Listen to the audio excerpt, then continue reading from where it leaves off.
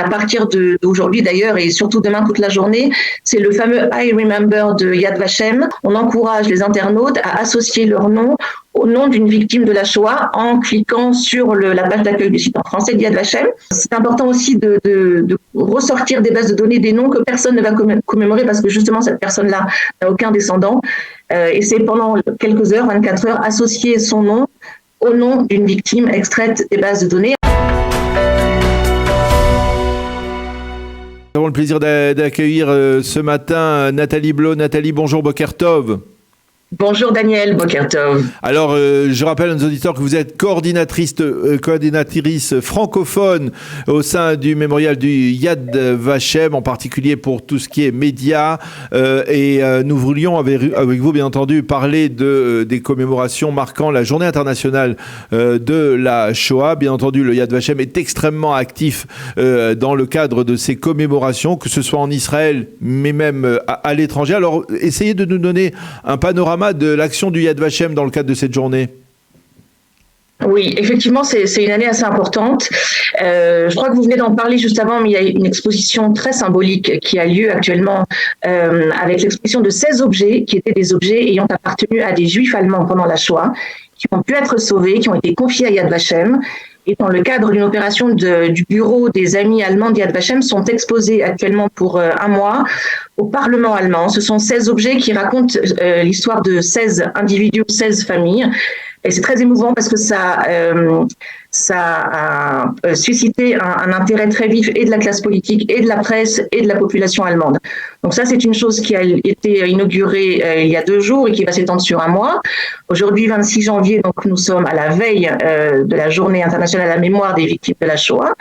Ce soir à 20h30, heure d'Israël, va être inauguré à l'ONU, à l'Assemblée générale de l'ONU, dans les quartiers généraux, le livre des noms. Le livre des noms, c'est une installation qui existe, qui est exposée à Auschwitz, dans le bloc 27, qui est en quelque sorte le musée de Yad Vashem à Auschwitz.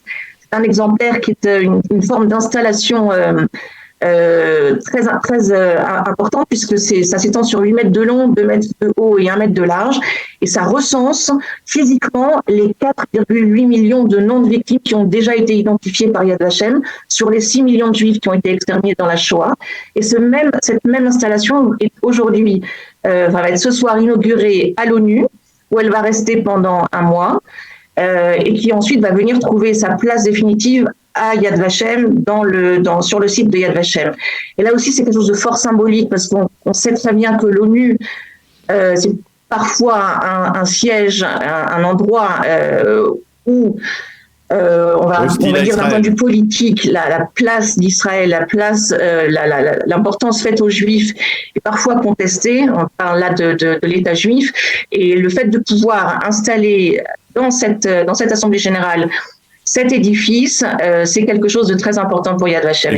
Il faut d'ailleurs rappeler que c'est l'ONU qui a initié, on va dire, cette journée internationale de la Shoah, même s'il a effectivement un positionnement souvent hostile à l'État d'Israël. Est-ce qu'aujourd'hui, au mémorial du Yad Vashem, on constate un regain d'intérêt de la part de différents pays en Europe ou ailleurs autour de cette journée? C'est-à-dire, est-ce que cette journée s'est véritablement installée dans le calendrier comme une journée du souvenir, presque comme notre Yom HaShoah du mois d'avril?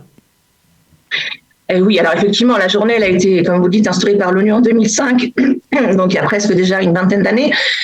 Oui, c'est une date qui est marquée, c'est une date qui est absolument marquée, en tout cas en Europe, dans les pays, dans le monde occidental, peut-être moins dans certaines régions comme en Asie, comme en Afrique, mais en Europe, aux États-Unis, en Australie, il y a des tas d'initiatives pédagogiques qui sont lancées, il y a des tas d'initiatives étatiques, gouvernementales qui sont mises en place aussi. C'est vraiment une journée de commémoration à l'échelle internationale, absolument.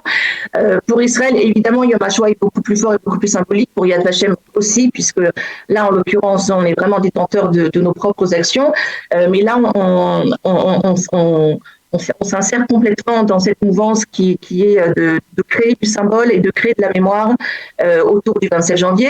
27 janvier, c'est la date anniversaire de la libération d'Auschwitz. C'est pour cette raison que cette date-là a été décrétée par l'ONU.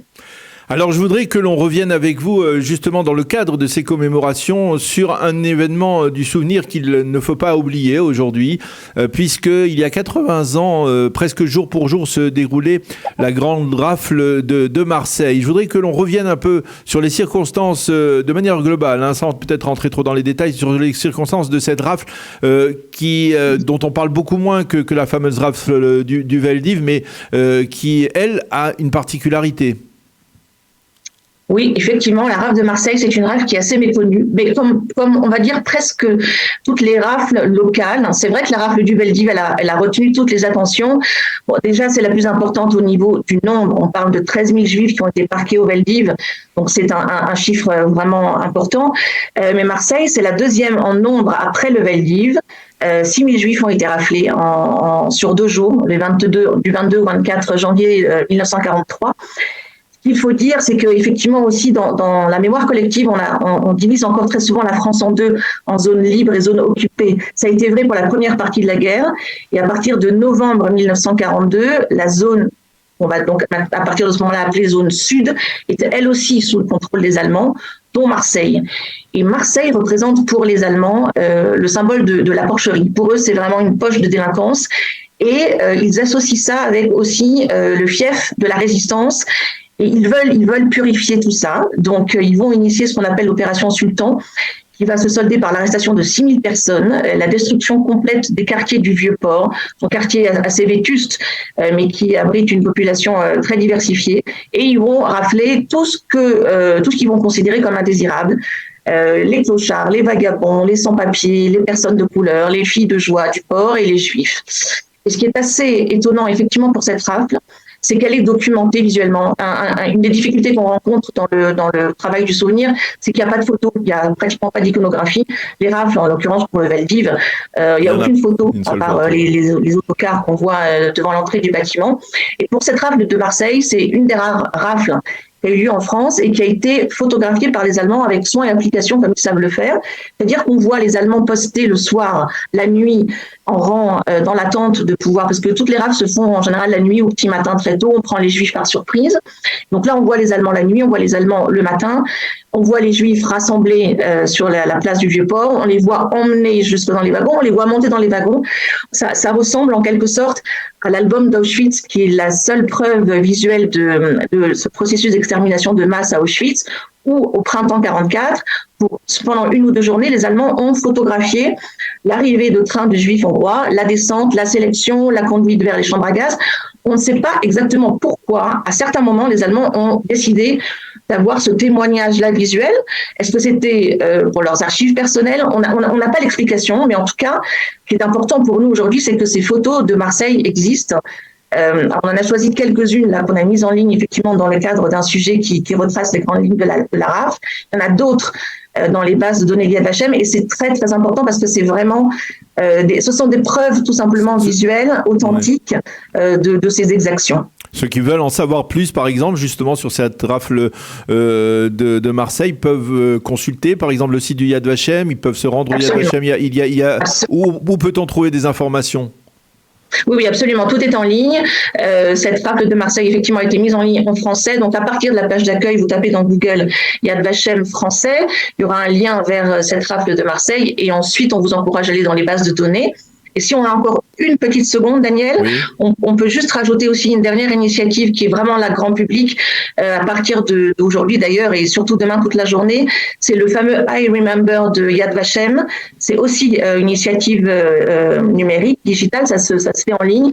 On encourage les internautes à associer leur nom au nom d'une victime de la Shoah en cliquant sur la page d'accueil du site en français de Yad Vashem. Vous pouvez choisir de commémorer une victime dont vous décidez du nom, ça va être quelqu'un de votre famille. Mais moi, je vous encourage vraiment à vous laisser porter par l'application empirique parce que c'est important aussi de ressortir des bases de données des noms que personne ne va commémorer parce que justement, cette personne-là n'a aucun descendant. Et c'est pendant quelques heures, 24 heures, associer son nom au nom d'une victime extraite des bases de données. Encore une fois, sur les 6 millions de juifs, il y a 4,8 millions, un petit peu plus maintenant, de juifs qui ont été, dont les identités ont été recensées. C'est le travail de Yad Vashem, derrière ce chiffre-là, de redonner un nom, une identité et si possible une photo et un parcours. Alors, on va terminer en donnant le nom exact du site. Comment on se connecte? Yad Vashem? Yad Vashem, yadvashem.org/fr.